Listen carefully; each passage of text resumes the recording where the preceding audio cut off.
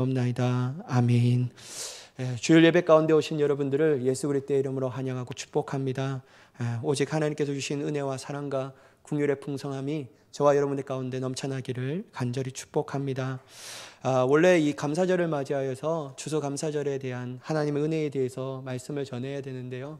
그냥 이 로마서의 말씀을 가지고 은혜를 전하려고 합니다. 왜냐하면 또 뛰어넘으면 이게 또 늦춰지고 하니까 이 로마서의 말씀을 가지고 하나님이 나에게 베풀어 주신 그 은혜와 또 우리가 어떻게 나아가야 할지에 대한 방향성을 가지고 주님을 더욱더 찾고 두드리며 나아갈 수 있는 우리가 되기를 간절히 소망합니다. 그런데 여러분, 오늘 말씀은 좀 무겁습니다. 그래서 제가 좀 마음이 좀 무거웠습니다. 이 말씀을 준비하면서. 여러분, 인간의 보편적인 특성에 대해서 부정적으로 말할 때 이렇게 말합니다. 인간은 착각하기 쉬운 존재다. 인간은 착각하기 쉬운 존재다. 이러한 흔한 예를 어떨 때 많이 발견할까요?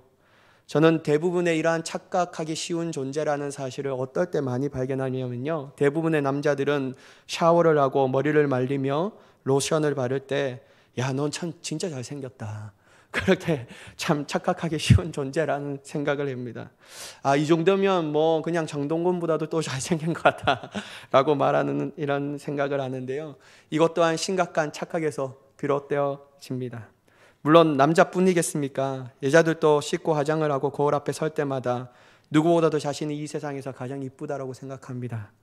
자기가 너무나 이뻐서 남자들이 부담스러워서 다가오지 않는다라고 생각할 지경이죠. 하지만 여러분, 이러한 생각도 심각한 착각에서 비롯된다라고 얘기할 수 있습니다. 부모들의 심각한 착각은 무엇일까요? 내 자녀가 이 세상의 최고다. 이게 바로 부모의 심각한 착각이죠. 내 아들은 누구보다도 더 잘생겼고 내 딸은 누구보다도 이쁘다. 누구보다도 능력이 있고 누구보다도 정말 재주가 많다라는 것이 부모의 주관적인 생각으로부터 나오는 착각이라는 것입니다. 물론 여러분, 이런 착각은 귀엽고 웃고 넘길 수 있는 착각입니다. 괜찮아요, 여러분. 이러한 착각을 많이 하시기를 간절히 축복합니다. 근데 여러분, 이러한 착각은 우리의 도리어 자신감을 주는데요, 물론 지나치면 문제가 됩니다. 하지만 다음과 같은 착각은 그냥 귀엽고 웃고 넘길 수 없는 심각한 착각이라고 생각합니다. 특별히 하나님을 사랑하고 예수 그리스도를 믿는 그리스도인들에게 있어서 이러한 착각은 하나님에게로부터 멀어지게 만들며 그분의 은혜로 사모하지 못하게 만듭니다. 우리가 경계해야 할 가장 심각한 착각은 무엇이냐면요, 어떤 누구보다도 나는 선한 존재다. 어떤 누구보다도 나는 완벽한 존재야. 어떤 누구보다도 나는 거룩한 존재야 라고 생각하는 것이 우리가 주님의 믿음 안에서 심각한 착각에서부터 비롯된다라는 것이죠. 만약 여러분, 이러한 착각이 자기의 신념으로 삼고 자기의 의지와 자기의 능력으로 삼는다면요, 여러분, 그러한 사람에게는 하나님의 은혜를 받을 수 없습니다. 그러한 착각이 있다면 우리는 그 착각으로부터 철저하게 회개해야 합니다. 우리의 자만과 교만을 하나님께 자복해야 될 줄 믿습니다. 사도 바울도 오늘 우리가 읽었던 말씀을 통하여 이러한 생각을 버리라고 강력하게 촉구하고 경고하고 있습니다. 1절의 말씀을 같이 보도록 하겠습니다. 그러므로 남을 판단하는 사람아, 누구를 막론하고 내가 핑계하지 못할 것은 남을 판단하는 것으로 내가 너를 정죄함이니 판단하는 내가 같은 일을 행함이니라. 사도 바울은 남을 판단하는 사람아 라고 시작하고 있습니다. 여러분, 우리가 쉽게 저지르는 죄 중에 하나가 무엇이냐면요, 남을 너무나도 쉽게 판단한다라는 거예요. 물론 남을 판단할 때 아주 긍정적으로 좋은 쪽으로 판단하는 것은 괜찮습니다. 여러분, 많이 하십시오. 사람을 긍정적으로 판단하고 좋은 쪽으로 판단하는 것은 아주 괜찮은 일이라는 거예요. 그건 여러분 장려될 일이고요, 격려해야 할 일입니다. 근데 여러분, 저를 비롯한 모든 사람들이 다른 사람을 판단할 때 긍정적이고 또한 좋은 쪽으로 판단하는 것이 아니라 대부분 판단하는 쪽이 어떤 쪽이냐면요, 부정적이고 나쁜 쪽으로 판단할 때가 참으로 많다라는 것이죠. 특별히 우리가 다른 사람을 부정적으로 나쁜 쪽으로 판단할 때 우리 안에 숨은 의도를 가지고 판단한다라는 거예요. 그 숨은 의도가 뭐냐면요, 내가 너보다 더 나은 사람이라는 확신과 의도를 가지고 판단한다라는 것이죠. 내가 저 사람에게 나쁜 쪽으로 부정적으로 얘기해요. 그건 무슨 의도를 가지고 있냐면 난 너보다 나은 사람이야, 이걸 가지고 판단한다라는 것이죠. 그러면서 판단을 당하는 사람을 자신보다 못한 존재, 열등한 존재로 생각해 버립니다. 그래서 많은 사람들이 이러한 판단을 함을 통하여 기쁨을 얻는다라고 생각합니다. 이런 판단을 함을 통하여 내가 더 우위라는 우월감을 가지고 행복을 얻는다라고 생각한다라는 것이죠. 그러니 여러분, 자연스럽게 긍정적이면서 좋은 쪽으로 판단하는 것보다도 부정적이면서 나쁜 쪽으로 판단하는 것이 훨씬 더 많습니다. 아마 비율로 따져 본다면 제가 생각할 때는 9대1 정도가 되지 않을까라고 생각합니다. 그런데 여러분, 문제가 무엇이냐면요, 자기가 다른 사람에 대해서 부정적이면서 나쁜 쪽으로 판단하면서 그 사람보다 자신이 우위라고 생각했는데 실제로는 그 판단하는 사람과 별반 다를 게 없다라는 거예요. 별반 다를 게 없다라는 게 문제라는 거예요. 그래서 오늘 1절에서도 사도 바울은 남을 판단하는 사람아, 누구를 막론하고 내가 핑계하지 못할 것은 남을 판단하는 것으로 내가 너를 정죄함이니 판단하는 내가 같은 일을 행함이라 라고 말씀하고 있다라는 것입니다. 너가 지금 이러한 이유로 가지고 그 사람을 판단하고 정죄하고 있지? 그런데 너도 그 사람과 별반 다를까 봐 없는 인간이야 라고 말하는 것이죠. 너도 그 사람을 판단하는 이러한 이유가 너에게도 있다는 사실을 너는 알지 못하느냐 라고 말하고 있다는 것이죠. 사랑하는 여러분, 예수님 당시의 바리새인들과 서기관들은 율법에 나온 것과 또한 자기들이 만들어낸 규례 등을 가지고 율법이라고 흔히 말하는 613가지를 만들었습니다. 그래서 그들은 자기들의 이러한 모습, 이걸 지킴을 통하여서 이러한 모습을 가지고 세리와 창녀와 그리고 죄인들을 막 정죄하고 비난하고 멸시했다라는 것이죠. 하지만 여러분, 이렇게 정죄하고 비난하고 멸시했던 주체들이었던 바리새인들과 서기관들에 대해서 예수님께서는 강력하게 그들을 책망하십니다. 마태복음 23장 23절에서 28절은 다음과 같이 그들을 책망하시는데요, 여러분 한번 주의 깊게 한번 들어보십시오. 하있을진저 외식하는 서기관들과 바리새인들이여, 너희가 박하와 화향과 근체의 11조는 들이되 율법에 더 중한 바 정의와 국률과 믿음은 버렸도다. 그러나 이것도 행하고 저것도 버리지 말아야 할지니라. 맹인된 인도자여, 하루살이는 걸러내고 낙타는 삼키도다. 하있을진저 외식하는 서기관들과 바리새인들이여, 장과 대접의 겉은 깨끗하되 그 안에는 탐욕과 방탕으로 가득하게 하는도다. 눈먼 바리새인들이여, 너희는 먼저 안을 깨끗하게 하라. 그리하면 겉도 깨끗하리라. 하있을진저 외식하는 서기관들과 바리새인들이여, 해칠한 무덤 같으니 겉으로는 아름답게 보이나 그 안에는 죽은 사람의 뼈와 모든 더러운 것이 가득하도다. 이와 같이 너희도 겉으로는 사람에게 옳게 보이되 안으로는 외식과 불법이 가득하도다. 그러므로 여러분, 우리가 아무리 믿음 좋다고 하더라도 우리는 다른 사람에 대해서 어떠한 판단과 정죄를 할 수 없습니다. 비록 나는 저 사람보다 악한 죄를 덜 지렸어, 내가 어떻게 저 사람보다 낫지 않는다라고 얘기할 수 있어? 나는 저 사람이 살인죄를 저질렀지만 나는 그러한 죄를 저지르지 않았는데 어떻게 내가 저 사람보다 못한 사람이고 동등한 사람이야? 라고 생각하면서 자기를 높일지라도, 여러분, 하나님의 눈에는 이 사람도 저 사람도 똑같습니다. 그게 하나님의 시선이라는 거예요. 하나님은 중한 죄, 작은 죄, 덜 중한 죄, 구원받을 죄 이렇게 얘기하지 않습니다. 죄를 조금이라도 솜털같이 짓더라도 그 사람은 다 죄인이라고 명하신다라는 것이죠. 그러므로 여러분, 우리는 하나님의 눈으로 우리의 자신을 객관적으로 바라볼 수 있는 시선을 가져야 될 줄 믿습니다. 우리 또한 우리가 판단하고 정죄하는 그들과 다를 바가 없다라는 사실을 꼭 기억해야 합니다. 따라서 우리는 다른 사람들을 판단하고 정죄하는 일을 멈추어야 합니다. 물론 긍정적이며 좋은 쪽으로 판단하는 것은 될 수 있는데 될 수 있는 대로 많이 해야 하죠.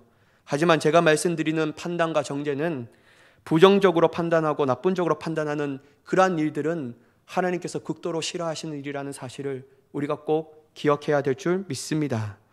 만약 그러한 일들을 멈추지 않고 여전히 우리의 마음과 생각대로 계속해서 나아간다면요, 하나님께서는 하나님의 뜻으로 우리를 다루신다라는 거예요. 여러분, 하나님이 다루심이 없다라면 우리는 마음껏 여러분 사람들을 정죄하고 비판하고 판단해야 되죠. 여러분, 그게 우리의 기쁨이지 않습니까? 여러분, 솔직히 좋은 얘기할 때 여러분 기뻐합니까?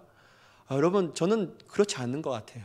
저는 막 저희 친구들도 모이면 그 친구들에 대해서 막 이렇게 얘기할 때 엄청 기뻐하고 엄청 행복하고 엄청 누립니다.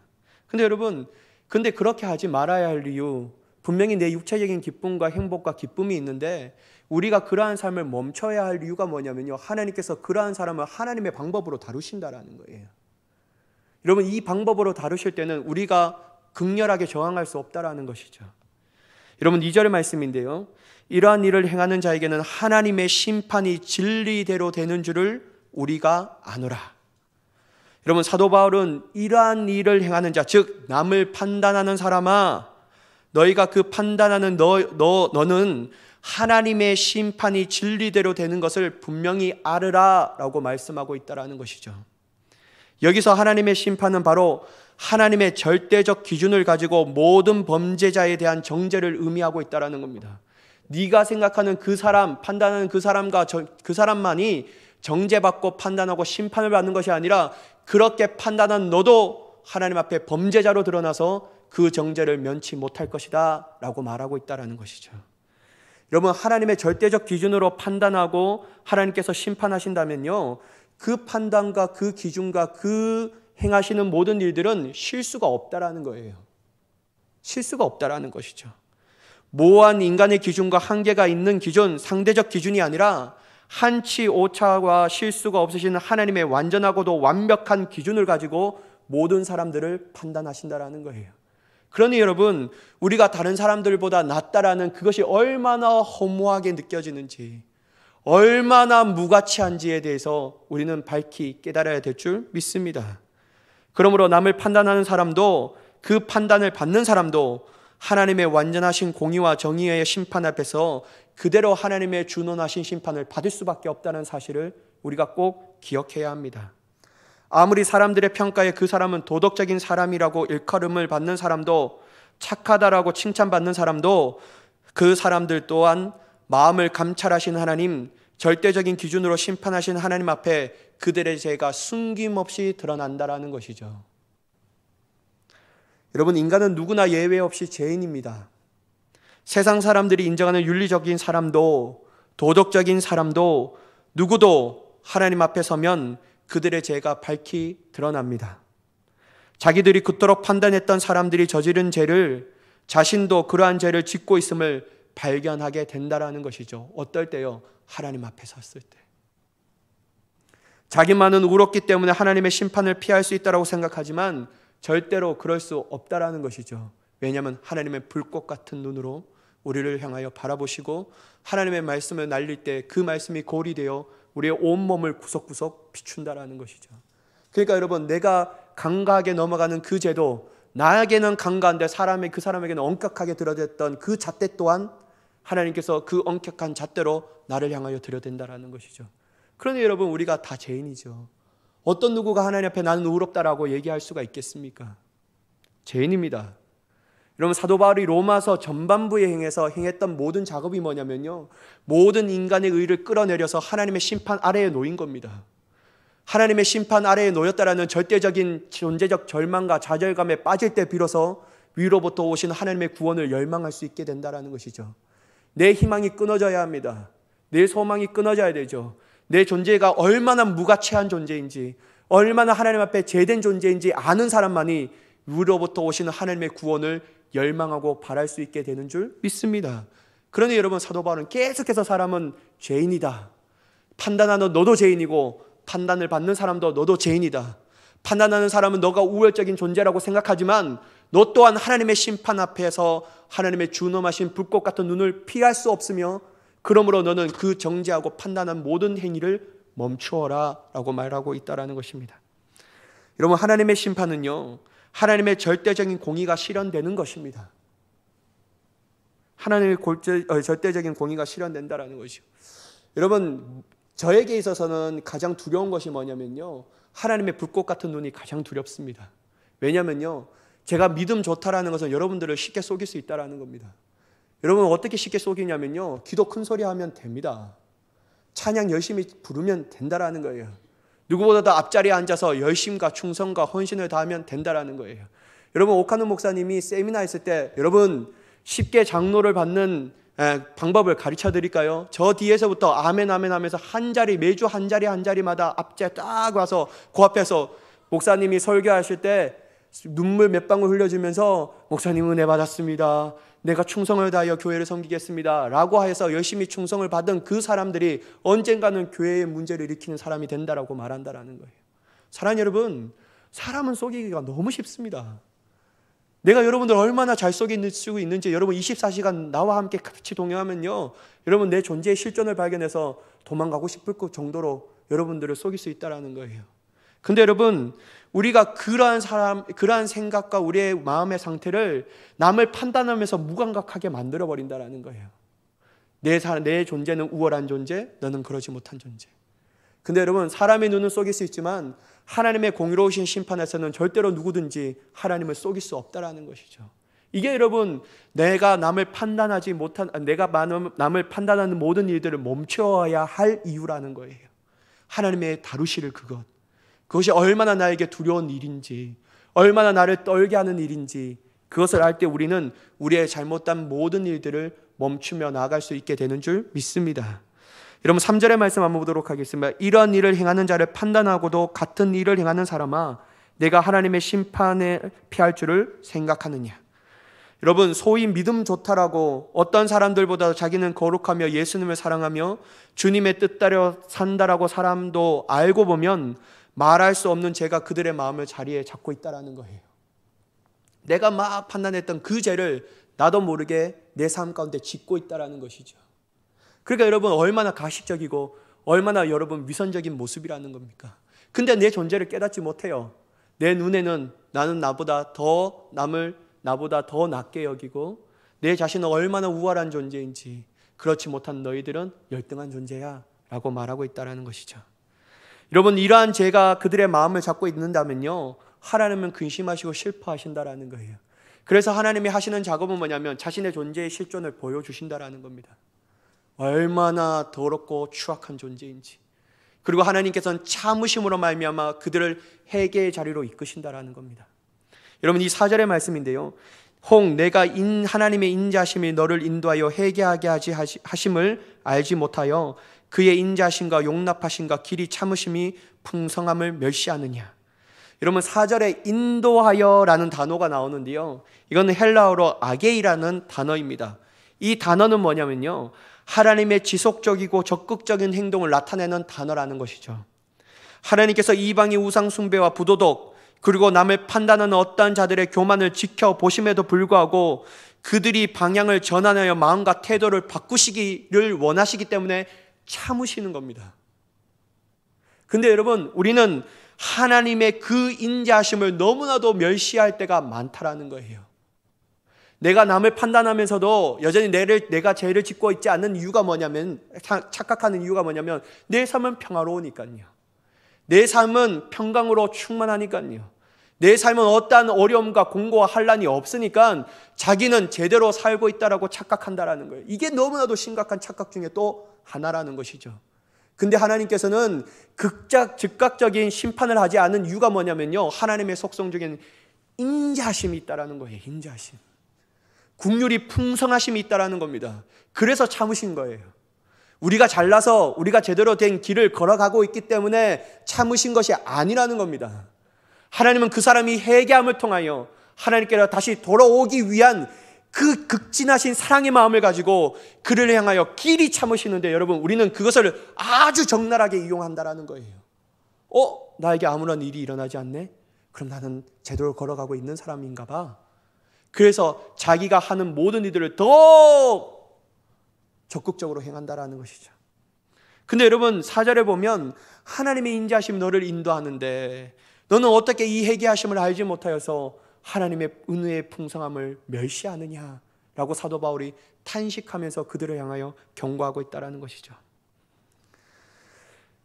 여러분, 인생들은 악한 일을 행함에도 하나님께서 속히 징벌하시지 않는 이유가 뭐냐면요, 하나님의 너그러움 때문에 그렇습니다. 근데 여러분, 이 너그러움을 깨닫는 사람들은 하나님을 더욱더 사랑하고 자신의 삶의 태도를 바꾸면서 하나님 앞에 나아가는데요, 어떤 사람들은 그렇지 않다라는 거예요. 도리어 그 악을 이용하고 담대해지기 시작합니다. 저는 그 전에 있었던 그 교회에서 그러한 사람들 참 많이 봤습니다. 너무 가슴이 아프더라고요. 자기가 어떠한 죄를 짓고 있는지도 모른 채 하나님께서 나에게 아무런 일들이 일어나지 않으니까 하나님의 은혜의 풍성함을 절대적으로 오해하며 그것이 나에게는 도리어 내가 악을 저지를 수 있는 유일한 근거로 삼고 있는 것을 보면서 제가 정말 가슴이 아팠습니다. 여러분, 죄인의 교만과 부도덕 같은 죄악으로서 하나님을 깔보거나 업신여기는 방자한 행동은 우리가 멈춰야 될 줄 믿습니다. 하나님으로부터 오는 풍성함을 멸시하는 죄악이라는 것이죠. 그럼에도 하나님께서는 죄인들 가운데 당신의 인자하심을 여전히 베푸십니다. 당신의 하나밖에 없는 독생자 예수 그리스도를 그들에게 주셨고요, 십자가에서 우리를 위하여 희생제물로 삼으셨다라는 거예요. 또한 인생의 최대인 저주인 사망을 깨트려 부활케 하셨다라는 것이죠. 따라서 누구든지 이 복음을 받아들이는 자는 구원을 받으리라는 이 복된 소식을 그들에게 전해 주셨습니다. 죄인이 이러한 복음을 받아들여 자신의 더러움과 누추함과 욕심을 회개하고 나아간다면 하나님은 어떠한 죄일지라도 그들을 향하여 구원을 베푸시는 줄 믿습니다. 이게 하나님의 인자하심과 풍성하심이라는 것이죠. 그래서 여러분, 우리가 이 풍성함과 인자하심을 멸시하면 안 됩니다. 어떠한 모양이든지 어떠한 상태든지 우리가 처한 상태는 괜찮습니다. 여러분, 더러운 옷을 벗고 깨끗한 옷을 입어야지만 주님께 나아갈 수 있다는 것은 인간의 심각한 착각입니다. 하나님께서는 설사 우리가 더러운 옷을 입고 있든지 상관하지 않습니다. 다만 우리가 얼마나 더러운 옷을 입고 있는지 그것을 깨닫기를 원하신다는 거예요. 우리의 더러운 옷을 벗기시며 깨끗한 옷을 입혀주시는 하나님을 또한 알아야 한다라는 사실을 하나님은 지극히 원하신다라는 것이죠. 그러면 여러분, 더러운 옷을 입고 있는 이 모습 그대로 주님 앞에 나아가는 저와 여러분이 되기를 간절히 축복합니다. 그러면 여러분, 하나님께서는 그 옷을 벗겨주시고 거룩한 깨끗한 옷을 우리에게 입혀주시는 줄 믿습니다. 여러분, 이렇게 가는 길만이 우리가 살 길입니다. 이 길을 가는 것이 때론 우리가 용납되지 않는 일이고 내 생각으로 이해되지 않는 일이지만요, 하나님의 생각과 우리의 생각은 다르기에 우리가 어떠한 모습과 어떠한 상처, 어떠한 죄가 있든지 내 더러운 옷을 벗기시고 깨끗한 옷을 입혀주시며 구원의 기쁨을 주시는 그 하나님을 기억하며 주님이 원하시는 길로 걸어나가는 저와 여러분이 되기를 예수 그리스도의 이름으로 간절히 축복합니다.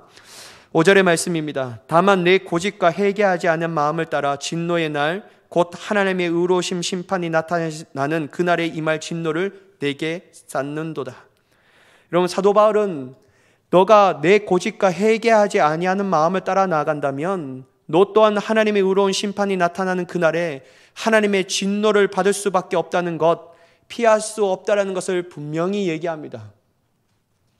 지금 너의 삶이 평안해서 잘 되니까 이렇게 행동하고 생각하는 것이 죄라고 느껴지지 않고 생각되지 않을진 모르지만 하나님께서 내가 마지막 심판에 받아야 할 그 진노를 지금도 내 머리 위에 쌓고 있다는 것이죠. 네가 이것을 모르는구나 라고 말하는 거예요. 여러분, 우리가 죄를 짓고 남을 판단하고 단 우리가 더러움과 누추움과 단 욕심을 우리 가운데 계속해서 짓고 있고 회개하지 않는다면요, 그럼에도 불구하고 내 삶이 승승장구한다면요, 그건 더욱더 불행한 겁니다. 왜냐면요, 나도 모르게 하나님께서 하나님의 진노를 내 머리 위에 쌓고 있다는 거예요. 그 진노가 언제 깨달게 되냐면요, 마지막 심판 때에 깨닫습니다. 그때는 여러분, 우리가 할 수 있는 것이 아무것도 없습니다. 변명을 해도 안 된다는 거예요. 그때 회개해도 주님은 우리를 용납하시지 않는다라는 겁니다. 우리에게 유일한 선고는 뭐냐면요, 유죄라는 거예요.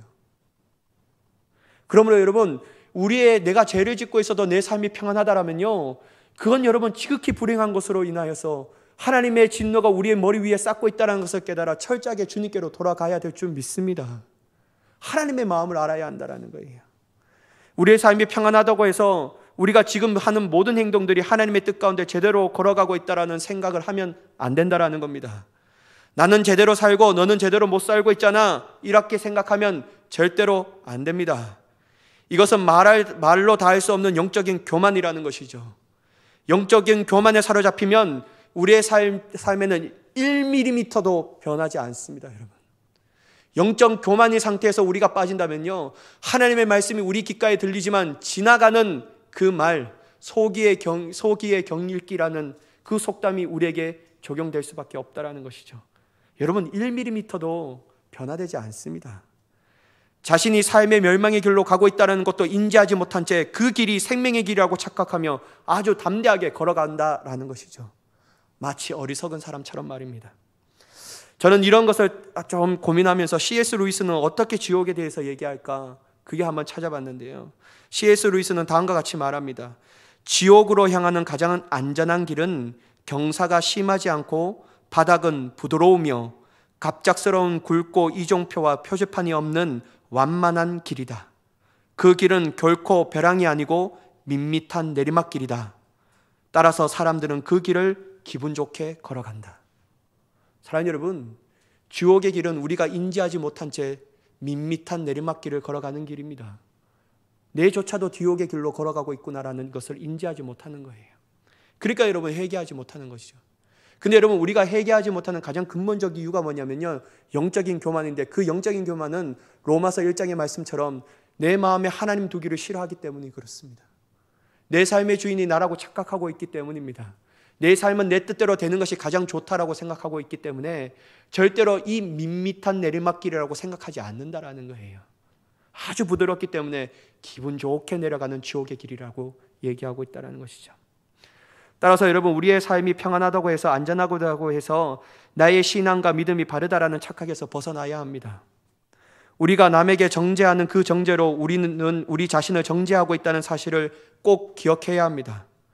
오직 하나님의 인자하심과 은혜의 풍성함을 따라 회개하며 돌이킬 수 있는 거룩한 우리의 삶이 되어야 될 줄 믿습니다. 여러분, 저는 여러분들에게 감사가 어떤 감사를 가장 귀한 감사로 여겨야 하냐면요, 하나님이 나에게 죄를 깨닫게 해주시는 감사, 그 죄에서 벗어날 수 있는 열망을 주신 것도 감사, 특별히 내 입술을 고백을 통하여 내 삶의 주인 되신 하나님을 다시 몰수드릴 수 있는 그 간절함이 있는 것이 나에게 유독스럽게 큰 감사라는 사실을 우리가 더욱더 하나님의 축복으로 여기며 나아갈 수 있는 자가 되기를 간절히 축복합니다. 6절에서 8절 말씀인데요, 하나님의 사랑 각 사람의 그 행한 대로 보응하시되 참고 선을 행하여 영광과 존귀와 썩지 아니함을 구하는 자에게는 영생으로 하시고 오직 당을 지어 진리를 따르지 아니하고 불의를 따르는 자에게는 진노와 분노로 하시리라. 여러분, 하나님께서는 각 사람에게 그 행한 대로 보응하신다라고 말씀하셔요. 여러분, 행함은 단순히 겉으로만 드러난 행위만을 가리키는 것이 아닙니다. 여기서 행함은 뭐 어떤 것까지 가리키냐면요, 인간의 생각까지도 가리킨다라는 거예요. 특히 6절에서 말하는 행함은 인간이 하나님과 어떤 관계를 맺고 있으며 또한 어떻게 살아왔는가를 의미한다라고 볼 수 있다는 겁니다. 즉, 어떤 사람이 하나님과 관계를 맺지 않는 상태에서 많은 선을 베풀었지라도 그 선행은 하나님 앞에 무가치하다라는 거예요. 또 어떤 사람이 자신은 하나님과 관련을 많이 맺고 있다라고 생각하며 자신에게 믿음이 있다라고 말하지만 그 믿음에 대한 행위, 즉 열매가 없으면 그 또한 하나님의 준원한 심판을 피할 수 없다는 사실을 사도 바울은 극렬하게 경고하고 있다는 것입니다. 왜냐하면 여러분, 참된 믿음은요, 반드시 행함이 따라옵니다. 여러분, 참된 믿음은 반드시 행함을 따라옵니다. 저는 여러분 이 행함을 말하는 공로주의자가 아닙니다. 제가 말씀드리는 것은 뭐냐면요, 참된 믿음이 있다면 반드시 행함이 따라온다라는 거예요. 저는 여기서 행함을 다른 말로 부르기를 좋아하는데 그것은 뭐라고 부르냐면요, 순종을 의미하고 있다는 것이죠. 여러분, 주님께서, 예수님께서 어떤 사람이 거짓 선지자인지 어떤 사람이 악한 사람들인지 너희가 무지하니까 어떤 것을 보면서 판단하라고 얘기하냐면요, 나무의 열매를 보면서 판단하라고 말하고 있습니다. 좋은 나무는 좋은 열매를 맺고 못된 나무는 못된 열매를 맺는다라고 말씀하신다라는 거예요. 여러분, 포도나무에 사과나무가 열매는 것이 정상이겠습니까? 포도나무에는 포도 열매가 맺혀지는 겁니다. 여러분, 행함이 없다는 것은 단지 행함이 없다는 율법주의자의 공로의식을 가지고 생활하는 것이 아니라 내 마음 가운데 믿음의 뿌리가 병들었다는 것이죠. 그 믿음의 뿌리는 반드시 잘 살아있으면요, 하나님의 주시는 아름다운 믿음의 열매를 맺히실 수밖에 없다는 거예요. 그러니까 여러분, 각 사람에게 그 행한 대로 보응하시되라는 것은 이 행함은 순종을 의미하고 있고 그 순종은 바로 믿음으로부터 시작되고 있다는 사실을 인지하면서 하나님께서는 가장 마지막 심판 때에 어떤 것을 보면서 우리에게 지옥과 영생을 선포하시냐면요, 그 행함의 뿌리 되는 믿음을 가지고 주님께서 얘기하신다라는 거예요. 여러분 9절에서 11절까지 말씀을 보도록 하겠습니다. 악을 행하는 각 사람에게 영에는 환난과 공고가 있으리니 먼저는 유대인에게요 그리고 헬라인에게며 선을 행하는 각 사람에게는 영광과 존귀와 평강이 있으리니 먼저는 유대인에게요 그리고 헬라인에게라. 이는 하나님께서 외모로 사람을 취하지 아니하심이라. 여러분 사도 바울이 분명하게 얘기한 것은 뭐냐면 악을 행하는 사람은 각 사람의 영에는 환난과 공고가 있을 것이며 또한 선을 행하는 사람에게는 각 사람에게 영광과 존귀와 평강이 있을 것이라고 말합니다. 여러분 우리가 로마서 1장을 한번 기억했으면 좋겠습니다. 악을 행하는 것, 성을 행하는 것의 가장 큰 원인은 무엇입니까? 하나님이 네 마음 가운데 중심에 있느냐, 이게 원인이 되지 않겠습니까? 쉽게 말하면 하나님을 향한 참된 믿음으로 주님과 친밀하게 동행하며 주님께서 자신의 삶 가운데 주인 되셔서 살아가는 자는 하나님께서 원하신 뜻인 선을 행하는 순종의 모습으로 살아갈 수밖에 없으므로 그에게는 영생이 따라올 수밖에 없다는 것이죠. 반면에 그렇지 않는 자, 즉 자신의 삶 그리고 인생의 자신이 주인과 왕으로 생각하며 자신이 원하는 방향대로 살아가는 사람은 하나님을 마음의 중심이 없기 때문에 악을 행할 수밖에 없다는 거예요. 그래서 하나님께서는 이 악을 행하는 사람마다 환난과 공고와 즉 지옥의 심판을 멸할 수밖에 없게 만든다라는 것이죠. 하나님께서는 이러한 믿음으로부터 나오는 행함, 즉 순종하는 자와 불순종하는 자가 받아야 할 것을 분명히 다르다라고 말씀하고 있습니다. 선을 행하는 사람은 영광과 존귀와 평강 그리고 영생, 악을 행하는 자에게는 진노와 분노, 환난과 공고가 있을 것이라고 분명하게 말씀합니다. 그런데 여러분 중요한 게 있는데요, 사도 바울이 악을 행하는 자, 선을 행하는 자에게 해서 그 뒤에 뭐라고 반복적으로 얘기하냐면요, 악을 행하는 자가 사람이 받아야 할 것을 말씀하시면서 먼저는 유대인에게요 그리고 헬라인에게라. 근데 여러분 또 선을 행하는 사람은 각 사람이 받아야 할 것은 뭐라고 말씀하시냐면 똑같이 먼저는 유대인에게요 그리고 헬라인에게라 라고 말씀하시는 거예요. 여러분 왜 이렇게 얘기하실까요? 사도 바울이 생각했던 것은, 가장 중요한 것은 유대인들이 영적인 교만으로부터 벗어나야 한다는 겁니다. 그 뭐냐면 나는 선민의식, 나는 할례를 받았음을 통하여 나에게 구원은 당연한 거야. 여러분 오늘날 이 시점에서 그것을 그리스도인들에게 적용하자면 뭐냐면 나는 교회를 다니고 있기 때문에 구원을 따놓는 당상이야. 나는 직분이 있기 때문에, 나는 신앙의 연륜이 많기 때문에, 나는 전에 하나님을 경험한 은혜의 체험이 있기 때문에 누구든지 나에게는 지옥을 말할 수 없어, 나는 영생이 당연한 결과야 라고 말하는 것을 주님께서 경계하신다라는 겁니다. 사랑하는 여러분, 그러한 것은 주님 앞에 무가치합니다. 하나님은 사람을 외모로 취하지 않습니다. 여러분, 하나님께서 우리에게 영생의 기준으로 조건을 달고 있는 것은 뭐냐면요, 살아있는 믿음인 줄 믿으시기 바랍니다. 이 믿음이 내게 있느냐라는 거예요. 이 믿음은 뭐를 얘기하냐면요, 제가 말씀드렸던 행함이 따라오는데 이 행함은 믿음의 성경적 용어는 뭐냐면요, 순종이라는 겁니다. 나에게 참된 믿음이 있다면 믿음의 열매가 맺힌데 그것은 하나님의 거룩한 의를 따라 거룩하심을 추구하는 삶을 살아간다는 거예요. 그러니까 여러분, 네가 교회를 다니고 세례를 받았고 어떤 직분을 가졌기 때문에 외모가 됐기 때문에 주님께서 너는 당연히 하나님의 축복인 영생이야 라고 말하지 않는다라는 거예요. 그래서 여러분 사도 바울이 의도적으로 각 사람에게는, 악을 행하는 사람에게 각 사람이 받아야 할 것은 먼저는 유대인이고 헬라인이다, 또 뒤에는 선을 받아야 할 사람도 먼저는 유대인이고 헬라인이다. 이게 뭡니까 여러분? 하나님은 외모로 사람을 취하지 않는다라는 것이죠. 여러분 또한 13절은 더욱더 사도 바울은 노골적으로 얘기하고 있습니다. 뭐라고 얘기하냐면요, 하나님 앞에서는 율법을 듣는 자가 의인이 아니요 오직 율법을 행하는 자라야 의롭다 하심을 얻으리니. 여러분 사도 바울은 하나님 앞에서 율법을 듣는 자가 의인이 아니라고 분명하게 말합니다. 오직 율법을 행하는 자라야 의롭다 하심을 얻는다라고 분명하게 말씀하고 계신다라는 거예요. 여러분 다시 말해서 신앙의 외적인 모습이 중요하지 않다라는 겁니다. 겉모습이 중요한 것이 아니라 그의 안에 참된 믿음과 진실된 순종으로 하나님을 날마다 닮아가기를 열망하며 주님의 거룩하심을 사모하며 나아가고 있는지, 현재도 그러한 상태로 살아가고 있는지, 영어적 문법적 표현 ing인지 그걸 본다라는 거예요. 사랑하는 여러분, 우리는 하나님의 말씀을 듣는 것이 우리의 믿음이라고 착각하기가 참 쉽습니다. 설교를 많이 듣고 하나님의 말씀을 많이 들으면 나의 믿음이 좋고 견고하다라고 생각합니다. 그런데 여러분, 우리의 삶의 모습을 보면 온전한 순종, 진실된 순종이 나오지 않을 때가 참 많다라는 것이죠. 남을 판단합니다. 당을 짓고 진리를 따르지 않습니다. 불의를 거부하는 것이 아니라 도리어 그 불의를 우리의 기쁨으로 삼고 따를 때가 너무나도 많다라는 것이죠. 그러면서 우리는 주일에 나와 설교를 듣고 있기 때문에 우리는 의롭다고 생각하며 거룩하다라고 생각합니다. 여러분, 이것이 얼마나 영적인 교만입니까? 우리가 얼마나 영적인 교만인지 알지도 못한 채 여전히 나는 다른 사람을 보며 판단하고 내 자신은 그들보다 낫다고 생각하니까 하나님이 통단할 노릇이 아니게 뭐가 있습니까? 여러분, 듣는 것이 우리의 신앙이 아니고 행하는 것이 우리의 신앙입니다.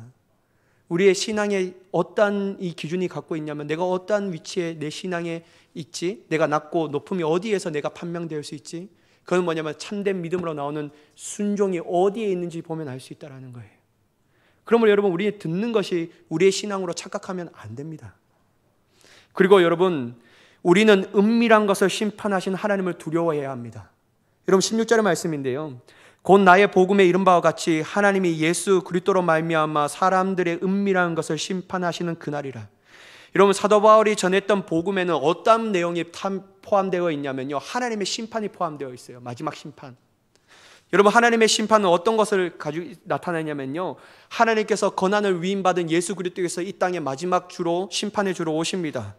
그리고 이 땅에 내려온 모든 사람, 살았던 모든 사람들이 주님의 심판대 앞에 섭니다. 그때 여러분, 그 사람들은 예수님께서는 그들의 은밀한 것들을 드러내시며 심판하신다라는 거예요.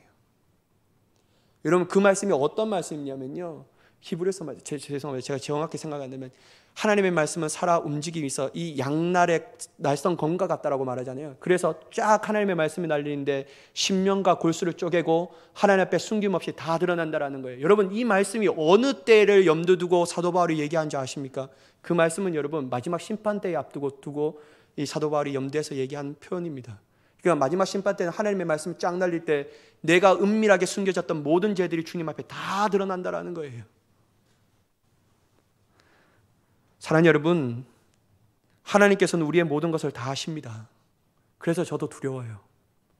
하나님이 다 아시기 때문에요. 우리의 심령을 관찰하시는 분은 하나님이십니다.